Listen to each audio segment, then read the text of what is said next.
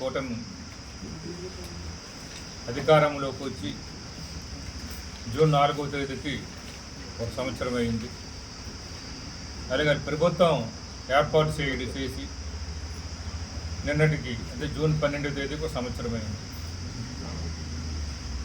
మనమందరం చూసాం. ఆ జరిగిన సంవత్సరంలో వాళ్ళు చెప్పిన దాని ప్రకారం నిన్నటి ఆంధ్రజ్యోతి సుపరిపాలన ఏడాది నేడే తల్లికి వందనమని పెట్టారు. ఏం సుపరిపాలన మనం అర్థం చేసుకోవాలి. చేతి పెట్టడం సుపరిపాలన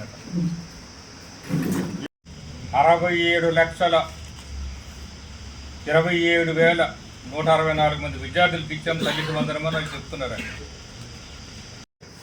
ఇప్పుడు ఇస్తుంది 25-26. ఇప్పుడు ఇస్తున్నది తల్లికి వందనం కూడా 25-26. అలాగే ఇంకేవేవో పథకాలు ఇచ్చింది. దీపం పథకం గురించి మాట్లాడారు. 3 సిలిండర్లు ఉచితమని చెప్పారు. ఒకటే సిలిండర్ ఇచ్చారు. ఒక సంవత్సరం దాటిపోయినా సంవత్సరానికి 3 సిలిండర్లు అని చెప్పి ఒకటే సిలిండర్లు ఇచ్చారు. మనందరికీ తెలుసు. ఎన్టీఆర్ పింఛన్లు అది ఇప్పటి నుంచి వచ్చినాయి కాదు కదా. పింఛన్లు అనేది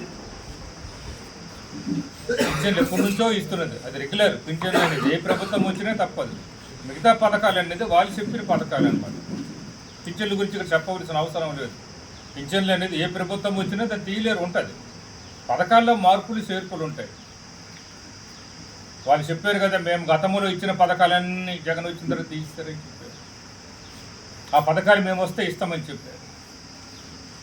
జగన్ ఇచ్చిన పథకాలు కూడా మళ్ళీ మేము ఇస్తామని చెప్పారు. అంతకన్నా బాగా ఇస్తామని చెప్పారు. అంటే ఇప్పుడు ఇది ఏదైనా సంక్షేమ పథకం ఇస్తే మనకి అమ్మఒడి లాంటి పథకాలు ఇస్తే డైరెక్ట్గా మేము ఇవ్వాలి.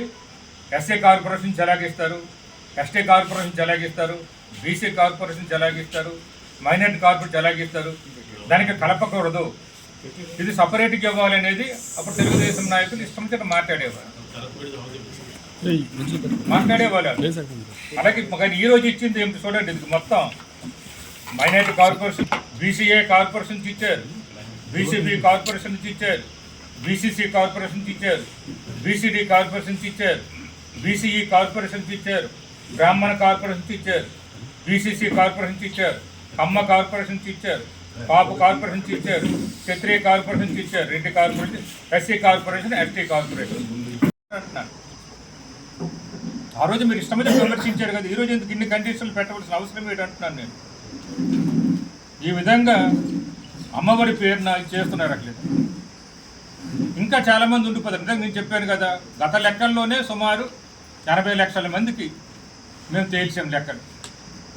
80 లక్షల మందికి తేల్చి దాంట్లో ఇందాక నేను చెప్పినట్టుగా కొన్నిసార్లు 41 లక్షల మందికి, కొన్నిసార్లు 43 లక్షల మందికి, కొన్నిసార్లు 44 లక్షల మందికి ఇచ్చాం.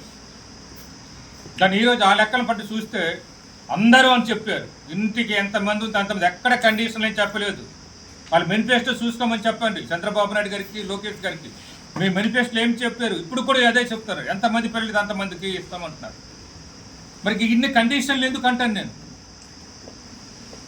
ఎంతమందికి అయితే అంతమంది పిల్లలు ఇస్తాం, మరి ఇన్ని కండిషన్లు ఎందుకు పెట్టాలి అంటున్నాను. ఆ రోజు మీరు మేనిఫెస్టోలు అలా చెప్పుకుంటే బాగుండు కదా. మీ కండిషన్స్ అప్లై అవుతాయి. పలానా వారికి ఇవ్వము, పలానా వారికి మాత్రం ఇస్తాము. ఎన్నికలప్పుడు మాత్రం అందరూ ఓట్లు కావాలి. ఇన్కమ్ ట్యాక్స్ కట్టిన ఓట్లు కావాలి, 4 చక్రాల బండి ఉన్నవాడు ఓట్లు కావాలి, ఉద్యోగం చేస్తున్నవాడు ఓట్లు కావాలి, ఇలాగ అందరూ ఓట్లు కావాలి. అప్పుడు మాత్రం అందరికి ఇస్తాం ఎంతమంది పిల్లలు ఉన్నాయి. ఇప్పుడు మాత్రం కండిషన్లు పెట్టి తీసేస్తున్నారు అన్నమాట.